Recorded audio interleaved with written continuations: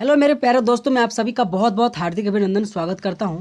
RPF SI exam 2024 दोस्तों, यकीन मानना जितने भी अभी पूछा गया सभी प्रश्न दोस्त आपके आरपीएफ एसआई में और 9 से 13 दिसंबर वाले मेरे जितने भी दोस्त जिनका एग्ज़ाम है, यकीन मानना इससे बाहर आपके एग्ज़ाम में क्वेश्चन नहीं पूछा जाएगा। इसी लेवल के साथ आपके एग्ज़ाम में क्वेश्चन पूछा जाएगा और आपके एग्ज़ाम में किस प्रकार से क्वेश्चन पूछा गया है उसी के आधारित पर उसी के एक्सपेक्टेड पेपर जो कि मैं लाया हूँ दोस्त आपके आने वाले शिफ्टों के लिए बहुत ही शानदार जो कि क्वेश्चन है दोस्त। तो टाइम को वेस्ट ना करते हुए आप सभी के लिए दोस्त क्वेश्चन लाता हूँ। लेकिन दोस्तों आप सबसे रिक्वेस्ट है, अगर आपको क्लास अच्छा लगे ना और क्लास का एक्सप्लेनेशन अच्छा लगे ना दोस्त, तो एक प्यारा सा कमेंट आप जरूर कीजिएगा।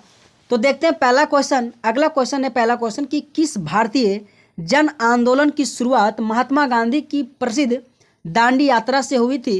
तो इस क्वेश्चन का आंसर आ जाएगा सविनय अवज्ञा आंदोलन, जो कि महात्मा गांधी की प्रसिद्ध दांडी यात्रा से हुआ था।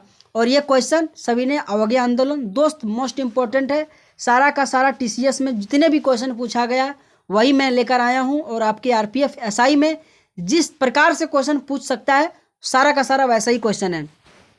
देखिए दोस्त, अगर पूछे कि नमक यात्रा जो कि दांडी मार्च जो कि 12 मार्च से लेकर 1930 साबरमती आश्रम से शुरू किया गया और 6 अप्रैल 1930 को दांडी पहुंचा।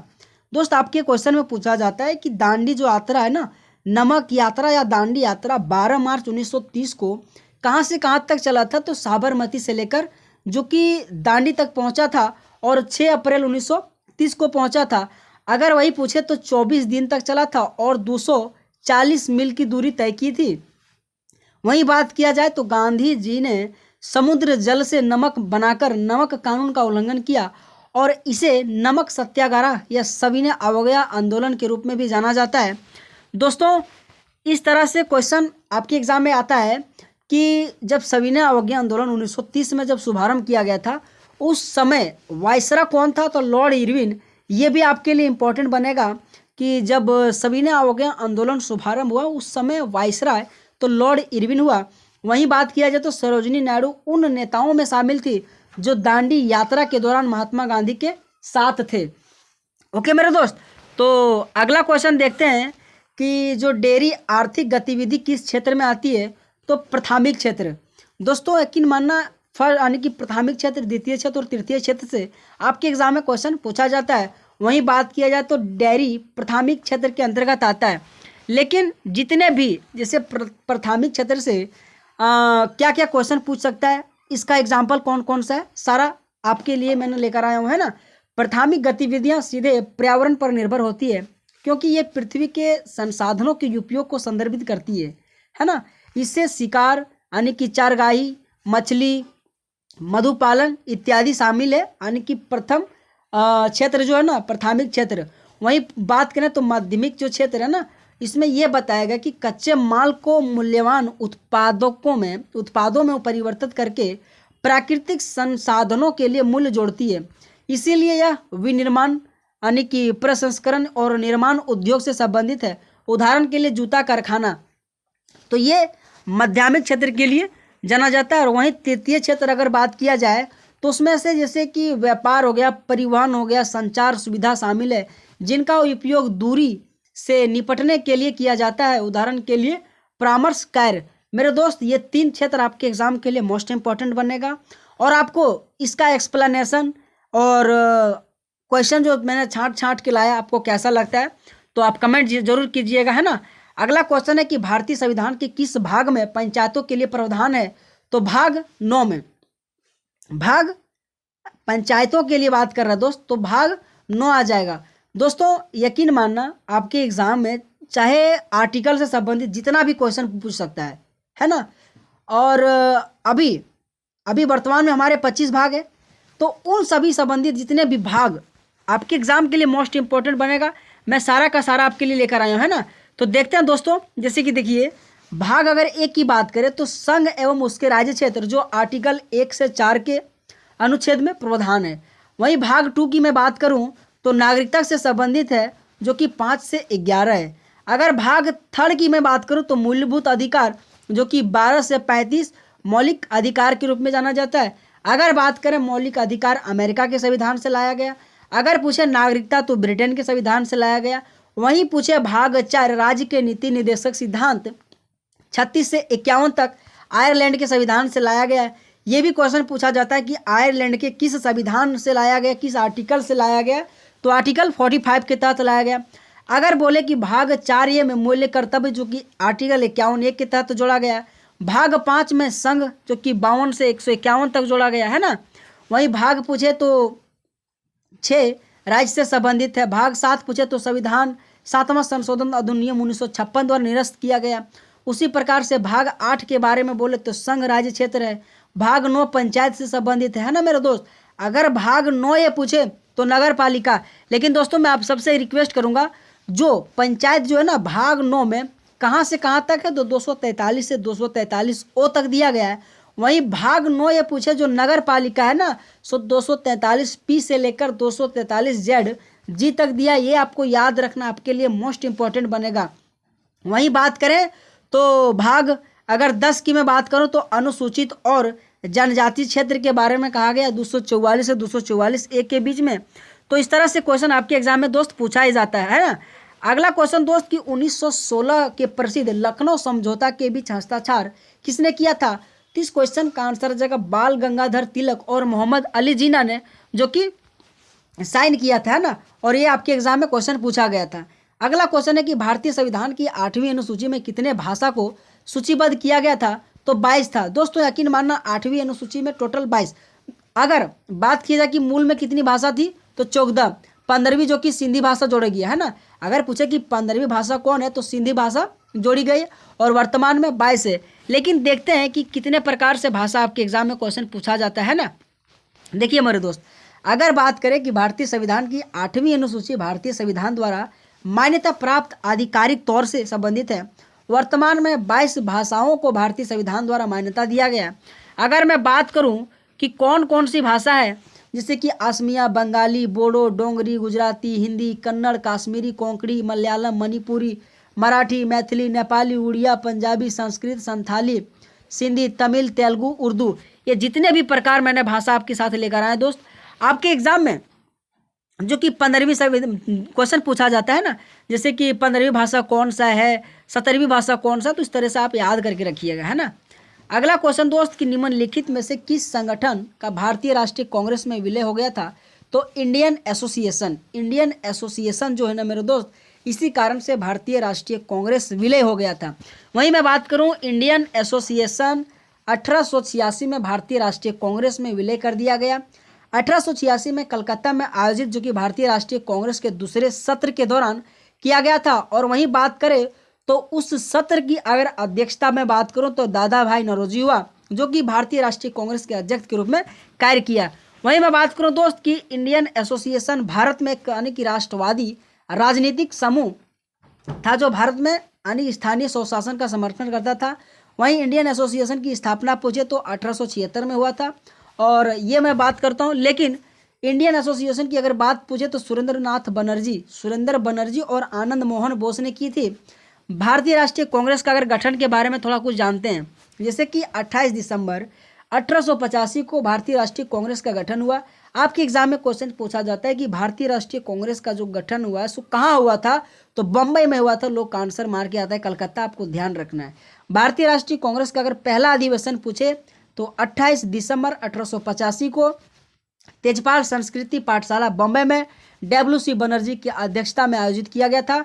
मैंने कहा ना बॉम्बे में आयोजित किया गया था। उस समय की अगर पूछे अध्यक्ष तो WC बनर्जी हुआ करता था। 1886 में कांग्रेस के प्रतिनिधित्व की संख्या कितनी थी मेरे दोस्त, तो 436 हो गई थी। वहीं पूछे कांग्रेस की शुरुआती दौर में नरमपंथी नेताओं का बोलबाला रहा था। अगला क्वेश्चन है कि सतपुड़ा श्रेणी की सर्वोच्च चोटी का नाम बताइए, तो धूपगढ़ आ जाएगा कि जो यानी कि सतपुड़ा जो श्रेणी है ना मेरे दोस्त, उनका अगर सर्वोच्च चोटी का नाम पूछे तो धूपगढ़ आ जाएगा। वहीं बात करें कि सतपुड़ा रेंज दक्कन के पठार का एक हिस्सा है। यह 7 पहाड़ों की एक श्रृंखला है, इसलिए सतपुड़ा कहलाता है। अगला लेकिन देखते हैं दोस्त, यह जो कि विंध्या के दक्षिण पूर्व दिशा में फैली हुई है और नर्मदा और तापी के बीच में लगभग इन नदियों का समानांतर है। वहीं मैं बात करूं तो 900 किलोमीटर की दूरी तक फैला है। 1013 350 मीटर ऊंची धूपगढ़ की चोटी और महादेव पहाड़ी पर एक यानी कि पचमढ़ी के पास स्थित है। लेकिन थोड़ा और मैं आपके साथ, जैसे कि क्वेश्चन ये भी पूछा जाता है कि महाराष्ट्र की सबसे ऊंची चोटी का नाम क्या है? कलसूबाई। अगर पूछे कि यह पश्चिमी घाट में स्थित है। अगला बात करें तो दोड़ा बेटा जो कि नीलगिरी की पहाड़ी की सबसे ऊंची चोटी है। और अगर बात करें कि पश्चिमी घाट की सबसे ऊंची चोटी तो अनामुड़ी है। ये आपके लिए इंपॉर्टेंट बनेगा, आपके एग्जाम के लिए इंपॉर्टेंट बनेगा, तो दोस्त आप इसको याद रखिएगा। अगला क्वेश्चन है कि निम्नलिखित में से कौन सा नृत्य असम से संबंधित है? तो बिहू है। बात करें दोस्त जितना भी असम से संबंधित, जैसे कि बगरुम्बा, बथुकम्बा, है ना, तो कली गोपाल, खेल गोपाल, ये सारा नृत्य आपके असम से संबंधित है, आपको याद रखना है। अगला क्वेश्चन है कि कौन सा मानव मस्तिष्क का मुख्य सोचने का भाग है? तो प्रमस्तिष्क। कि कौन सा जो मस्तिष्क है ना, सोचने का काम है, तो प्रमस्तिष्क है, ये आपको याद रखना है। दोस्तों आपके एग्जाम में क्वेश्चन पूछा जाता है कि सेरिब्रम, है ना, और भी क्वेश्चन पूछा जाता है जैसे कि सोचने की क्षमता हो गया, हमारे हाइपोथैलेमस ग्रंथि का क्या काम है ना। तो इस तरह से क्वेश्चन आपके एग्जाम में बार बार पूछा जाता है। अगला क्वेश्चन है कि निम्नलिखित में से कौन सा गुप्त काल के दौरान चिकित्सा पर अपने कार्य के लिए जाना जाता है? तो सुश्रुत आ जाएगा। ठीक है, सुश्रुत आ जाएगा, जो चिकित्सा पर अपने कार्य के लिए जाना जाता है। और ये सुश्रुत जो है ना, गुप्त जो युग है ना, 320 से लेकर 550 ईस्वी के बीच में जाना जाता है। वहीं बात करें प्राचीन भारत में गुप्त युग को काल विज्ञान और साहित्य के क्षेत्र में कई उपलब्धियों, जिसे भारतीय ने गुप्त काल को में बनाया था, और गुप्त काल को ही भारत का स्वर्ण युग कहा जाता है। मैं बात करूं दोस्त कि गुप्त साम्राज्य जो कि 320 से लेकर 550 ईस्वी तक चला था। और भी मेरे दोस्त इससे क्वेश्चन पूछा जाता है कि सांस्कृतिक साहित्य गुप्तों के अंतर्गत समृद्ध था। महान कवि और नाटककार कालिदास चंद्रगुप्त विक्रमादित्य के दरबार में थे। ये क्वेश्चन आता है आपके एग्जाम में कि कालिदास जो है ना, किसके दरबार में जो कि रहता था? तो चंद्रगुप्त विक्रमादित्य के दरबार में। अगर पूछे कि जो कालिदास है ना, कौन कौन सा बुक लिखा? तो अभिज्ञान शाकुंतलम, कुमार संभवम, मालविकाग्निमित्रम, ऋतु संहारम, मेघदूतम, विक्रमोर्वशीयम, रघुवंशम जैसे महान यानी महाकाव्यों की रचना कालिदास जी के द्वारा किया गया। वहीं बात करें कि प्रसिद्ध जो पंचतंत्र के लेखक है ना, सो विष्णु शर्मा, और ये भी जो कि गुप्त शासन काल में रहा करते थे। वही मैं बात करूं विशाख दत्त ने मुद्राक्षर जो बुक है ना, मुद्रा राक्षस की रचना किया था, जो संस्कृत भाषा में योगदान देने वाले अन्य भाषाओं में आने की वरुचि जो भरथरी शामिल थे। अगला जो कि क्वेश्चन दोस्त आपके एग्जाम में पूछ सकता है कि 1708 में गुरु गोविंद सिंह की मृत्यु के बाद खालसा ने नेतृत्व मुगल सत्ता के खिलाफ विद्रोह किया था, बंदा बहादुर के खिलाफ। दोस्तों यकीन मानना जितने भी आपके सिख गुरु जितने भी क्वेश्चन बन सकता है, ठीक है। जैसे कि अगर पूछे गुरु गोविंद सिंह 10वां गुरु है ना, 10वां गुरु आपके एग्जाम में क्वेश्चन पूछा जाता है कि पहला गुरु का नाम क्या है, तो दूसरे गुरु का क्या नाम है। तो उसी तरह से बोला कि गुरु गोविंद सिंह की जब मृत्यु हो गया था ना, तो उसी समय खालसा के नेतृत्व में मुगल सत्ता के खिलाफ कौन था? तो बंदा बहादुर। देखो दोस्त अगर मैं बात करूं, गुरु नानक देव पहले सिख गुरु थे। वहीं बोले कि स्वर्ण मंदिर का निर्माण गुरु अर्जुन देव ने करवाया था, और अर्जुन देव जो कि 5वें नंबर के गुरु थे। आपको ये याद करके रखना कि 5वें नंबर के सिख गुरु थे। वहीं मैं बात करूं कि जो गुरु अर्जुन देव है ना, उसको मुगल सम्राट जहांगीर ने मारा था। ये भी आपके एग्जाम में क्वेश्चन पूछा जाता है कि अर्जुन देव को हत्या किसने किया था? तो जहांगीर ने किया था। वहीं मैं बात करूं खालसा पंथ एक प्रकार का सैन्य संगठन गुरु गोविंद सिंह जो कि 13 अप्रैल 1699 को स्थापित किया गया था।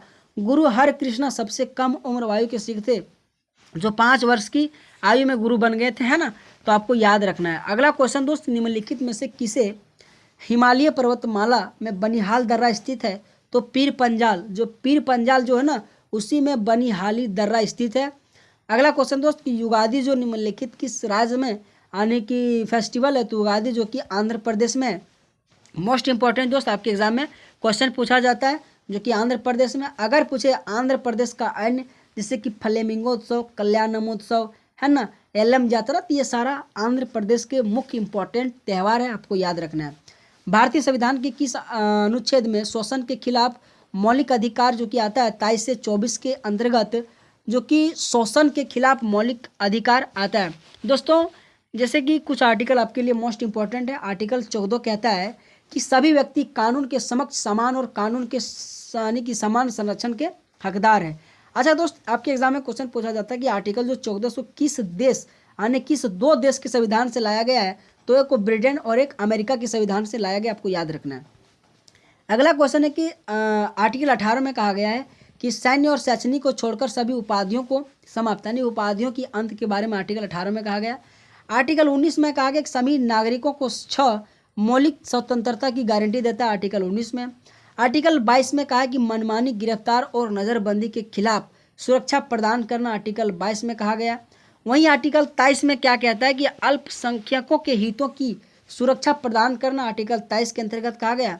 और वहीं आर्टिकल 30 में कहा गया है कि अल्पसंख्यक को शैक्षणिक संस्थान की स्थापना और प्रशासन का अधिकार प्रदान करना, आर्टिकल 30 में कहता है। दोस्त आपको याद रखना है, जितने भी आर्टिकल मैंने लेकर आया आपके एग्जाम में पूछ सकता है और आपके एग्जाम में हर एक टीसीएस के द्वारा पूछा गया है। अगला क्वेश्चन है कि सूक्ष्म अर्थशास्त्र को क्या कहा जाता है, तो मूल्य सिद्धांत कहा जाता है। कि जो सूक्ष्म अर्थशास्त्र है ना, उसे मूल्य सिद्धांत के रूप में भी कहा जाता है। अगला क्वेश्चन है कि एक द्विफोकल लेंस का उपयोग आंखों के निम्नलिखित में से किस दोष के रूप में किया जाता है, तो जरा दृष्टि दोष में द्विफोकस लेंस का प्रयोग किया जाता है। वहीं अगर निकट दृष्टि दोष में पूछे तो अवतल लेंस का प्रयोग होता है ना, अवतल लेंस का प्रयोग होता है। अगर दूर दृष्टि दोष में तो उत्तल लेंस का प्रयोग होता है, तो आपको याद रखना है। अगला क्वेश्चन है कि किसकी तरंगदैर्घ्य सबसे कम होती है, तो गामा किरण की जो है ना सबसे तरंगदैर्घ्य सबसे कम होती है। दोस्त आपके एग्जाम में क्वेश्चन पूछ सकता है। अगला क्वेश्चन है कि पानी के नीचे ध्वनि को मापने के लिए निम्नलिखित में से किस उपकरण का उपयोग किया जाता है, तो हाइड्रोफोन को जो कि उपयोग किया जाता है कि ध्वनि को मापने के लिए, यानी कि जो पानी के नीचे जो ध्वनि होता है ना उनको नापने के लिए हाइड्रोफोन का प्रयोग किया जाता है। दोस्तों मैं आप सभी के लिए जितने भी, जैसे कि हाइड्रोफोन पानी के नीचे ध्वनि मापता है, इसके लिए हाइड्रोफोन का प्रयोग किया जाता है। हाइड्रोस्कोप का यानी कि कार्य क्या है, तो वायुमंडलीय आर्द्रता में परिवर्तन दिखाता हाइड्रोस्कोप के द्वारा। और हाइपोमीटर का अगर पूछे कार्य तो तरल के क्वथनांक को निर्धारित करता है। वहीं पूछे मैकमीटर का तो ध्वनि की चाल के सापेक्ष एक विमान की चाल निर्धारित करता है। वहीं मैं बात करूं दोस्त ओडोमीटर तो विद्युत चुंबकीय तरंगों की आवृत्ति को मापता है। अगर पूछे ओम मीटर तो विद्युत प्रतिरोध को मापता है, ये आपके लिए इंपॉर्टेंट बनेगा। ओडोमीटर पूछे तो एक वाहन द्वारा यात्रा की गई दूरी को मापता है। अगर पूछे नेफोलोमीटर तो तरल में निलंबित कणों द्वारा प्रकाश की परिकिरणन को मापता है। अगर पूछे कि माइक्रोस्कोप तो छोटी वस्तुओं को अवधृतित दृश्य देखता है। अगला क्वेश्चन दोस्त निम्नलिखित में से किसे हॉट मनी कहा जाता है, तो एफआईआई को हॉट मनी कहा जाता है। उसी प्रकार से एक एसडीआर जो कि मुद्रा आता है, तो ये भी याद रखिएगा। तो दोस्तों आप सबको क्लास कैसा लगा, अगर आपको अच्छा लगा हो तो आप सबसे रिक्वेस्ट है हमारे चैनल को आप लाइक सब्सक्राइब जरूर कीजिएगा। आपके आरपीएफ आने वाले, टेक्नीशियन आने वाले, एनटीपीसी हर एक एग्ज़ाम के लिए इसी तरह से मॉक टेस्ट और आपके एग्ज़ाम एनालिसिस करवाता हूँ। तो बहुत बहुत धन्यवाद दोस्त, थैंक यू सो मच।